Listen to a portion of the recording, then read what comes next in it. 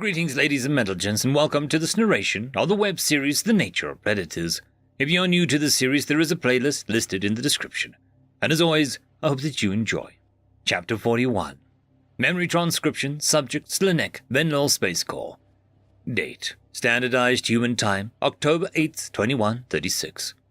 When the science officer from humanity's first contact team reached out about the fear study, I was a bit intimidated. Sarah Rosario had done extensive biological and environmental analysis and collaborated with Venlil scientists throughout their early behavioral research. Her talks comparing our psychology racked up our millions of views, as did her controversial analysis on Venlil ecosystems. In a nutshell, Terran conservationists were less than thrilled with our biomanipulation. Sarah had lambasted our efforts to wipe out predator species and discussed something she referred to as the trophic cascades. The aspects she attributed to the absence of hunters were far-fetched, though she spoke at length about supposed examples from Earth. How could removing a terrestrial predator alter the ocean, destroy vegetation, or spread disease? Humans could prove their own worth without grasping at straws. These arguments were just moronic. Besides her fringe theories, Sarah was a remarkable scientist, with credentials in several fields. If anyone could find a way to break Venlil fear response, it would be her. I knew the process could be traumatic, but I would do anything to leave my internalized feelings behind once and for all. I was tired of failing to protect my human friends. "Are you sure about this, Slanek?" Marcel growled as we approached the scientist. "If you're trying to be more human to appease me, please don't. I accept you for you." I squeezed my tail around his wrist. "Thanks, but I'm doing this for myself. I'm tired of being scared, and at the whims of my instincts." Tyler patted me on the back, a little harder than I would have liked. The blonde human accompanied our group to assist with any physical activities, since Marcel was still in recovery from his gunshot wounds. The UN military was involved with these experiments, so I knew part of it was seeing if I could be shaped into a proper soldier. Dread fested already, knowing simulated combat was in my future. "Why do you keep helping me, Tyler? We haven't even known each other long, and you must have other things to do," I said. "Dude, I wanted to be in the buddy program, just like you two. The UN turned me down." The soldier towered over me, and his blue eyes glittered like icy crystals. "They didn't think that I would mesh with the Venlil, I guess. Too tall, too scary." Marcel frowned. "You were turned down because you're not a vegetarian, though your stature probably doesn't help your case. Aliens are the most exciting thing that's ever happened to mankind. I want to be a part of all of this. But maybe they were right. I always stick my foot in my mouth with the Venlil." I studied the flesh-eating soldier, imagining I had never seen the human before. Marcel was a daunting hunk of muscle when I'd first glimpsed him. His shadow smothered me, and his forward-facing eyes were like spotlights peering down from above. It was only seeing him at the most vulnerable, cold and afraid, that squashed the threatening aura. That said, my friend barely came up to Tyler's shoulders. The sandy-haired soldier was tall, even by human standards. His dietary choices would have given everyone at the outpost the creeps. It was likely something would be blurted out about dogs and persistence hunting at a stage when his partner wasn't ready to accept it. Still, there was a lot of good memories to be formed with Tyler, if you could see past the bulky predator. He was friendly to a fault, considering my emotions at times when I was harsher than he deserved. There was a selflessness in the way he didn't hesitate to carry me off the cradle. I hoped other Venlil would give him a chance someday. I nuzzled against his arm, which startled the big guy. "I appreciate you, Tyler. Your heart is in the right place. Don't give up. Appearances aren't everything." "That was actually sensitive and thoughtful." Marcel feigned a gasp. I giggled as the whites of his eyes expanded in cartoonish dimensions. "Who are you, and what have you done with Slanek?" "Oh, shut up. You humans are a lot to take in, you know that." Tyler placed a hand on his hip, striking a goofy pose. "Well, take it all in, buddy. Appearances are worth something. 210 pounds of glorious, rugged—" Yeah, you're the pinnacle of male perfection," Marcel snorted, shoving the other soldier with his good arm. "Keep walking. The Secretary General doesn't want to see that." The Secretary General? Why would Mayor be here? I followed my human's gaze and surveyed the Terran scientists camped by the machines. Sarah was taking an inventory of her equipment, while other predators were staring at us. My nerves fled as I realized most humans present were in military uniforms.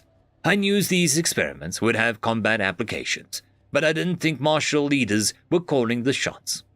Secretary General Mayer looked less amused with my pack's antics than I was. Tomfoolery was not his favorite pastime. He was in the heated discussion with several people in green and brown uniforms. The color scheme looked like a tree threw up on it, but they didn't seem the type that would appreciate such comments. Sarah waved us over to her. "Long time no see, Slanek. Good that you're back in one piece." I'm hoping to stay that way.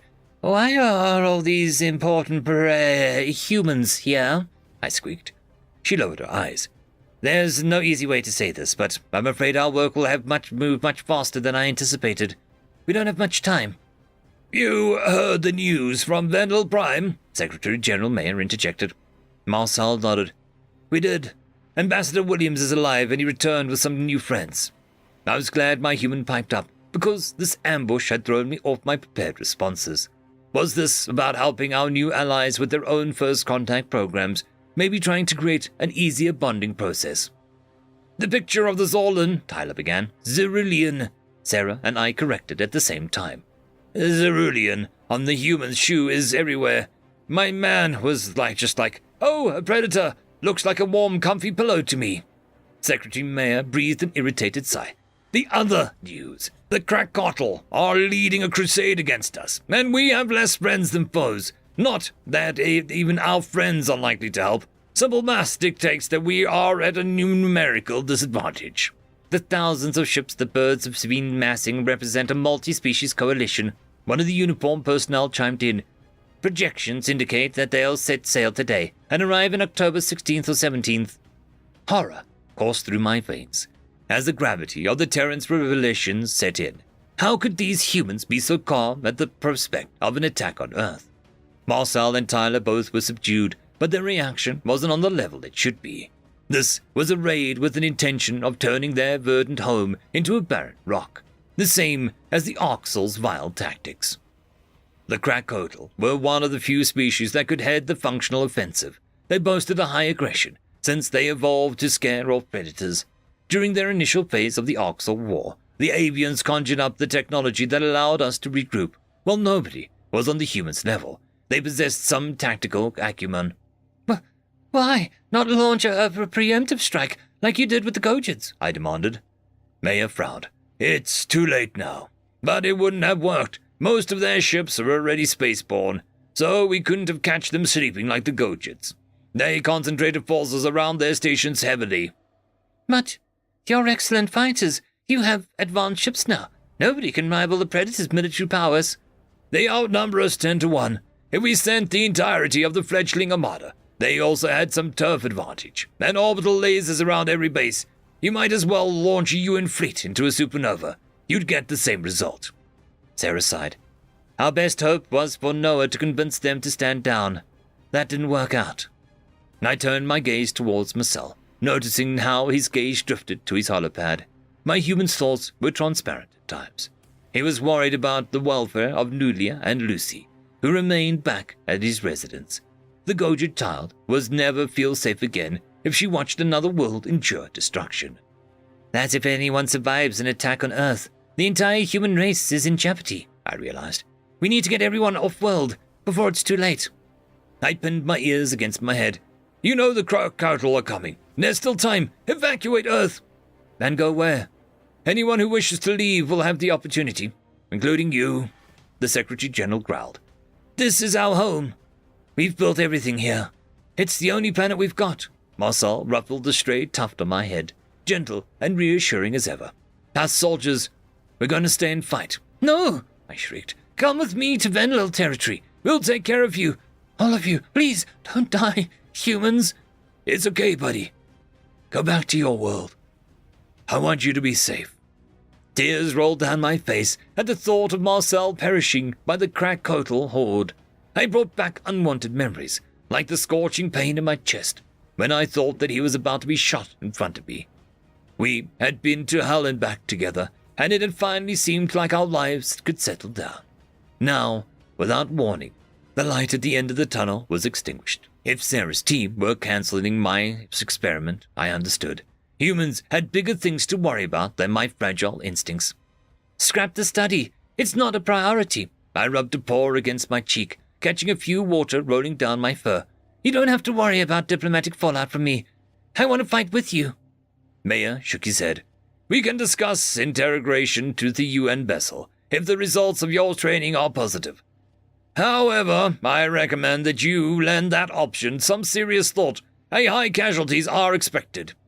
I appreciate the human's honor of your word, but you don't have time to fix me. Don't waste. This study is very important, Slinek, for the survival of our species. The Secretary-General crossed his arms, calculating skull on his face.